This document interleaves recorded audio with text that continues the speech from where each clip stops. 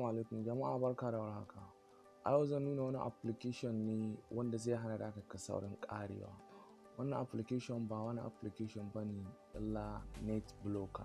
Amma kafin mu je a cikin shirin ina so don Allah ku danna mana subscribing da like da share akan wannan channel mai suna Hamid Tech TV. Da farko za ka shiga cikin Play Store, yanzu gashi in kun kula ga Play Store nawa. Gashi nan za ka zo ka shiga a cikin Play Store, zai buɗe ma haka. Idan ya buɗe ma za ka zo ka yi searching kamar haka, za ka yi searching gashi za ka yi haka net block. Gashi nan in kun kula ga sunan na ya fito net blocker block internet far off. Gashi nan sai ka buɗe. To idan ya buɗe zai kawo ka wannan fuskar. Idan kun lura gashi nan an yi updating ɗin shi, last updating nashi an yi shi 21 April. To idan kun kula ni na riga na yi updating ɗin nawa, gashi nan ya nuna man open. To yanzu idan kun duba gashi nan a nan ne inda aka rubuta review nashi, gashi nan almost 3000. Gashi nan downloading kuma gashi nan 1 million plus sun yi downloading ɗin shi, kuma gashi nan everyone kowane zai iya downloading ɗin shi, hatta ma da ƙananan yara za su iya yin downloading ɗin shi.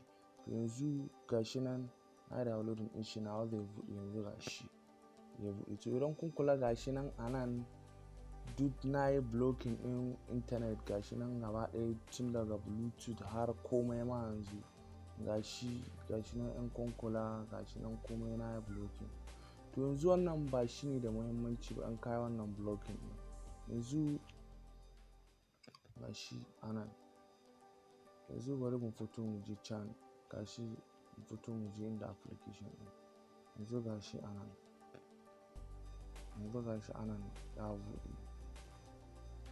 Gashi nan yanzu gashi. To yanzu in kun kula gashi nan duka ga application ɗina nan tun daga YouTube meye komai ga su nan. To yanzu idan ka saka wannan application ɗin in kun kula duk gashi nan yanzu YouTube gashi nan ban sa mai ba. To yanzu gashi nan na ce gashi na sa. To yanzu duk application kamar irin application irin WhatsApp, Facebook da YouTube, Instagram su ne kawai ba zan samu ba, amma gaba ɗaya duka wannan application ɗin suna cin data ta background. Akwai wanda suke cin data background. To zan zo idan ni saka shi sai in zo sai ka kunna. Yanzu in kun kula gashi nan an rubuta off. Yanzu gashi nan nasa amma yana off. Yanzu gashi nan zan yi on ɗin shi. Yanzu gashi nan waɗannan application ɗin zan cire musu wannan. Gashi YouTube na cire, gashi YouTube, gashi WhatsApp zan cire mashi shi ne. Yanzu bari mu je ga Facebook.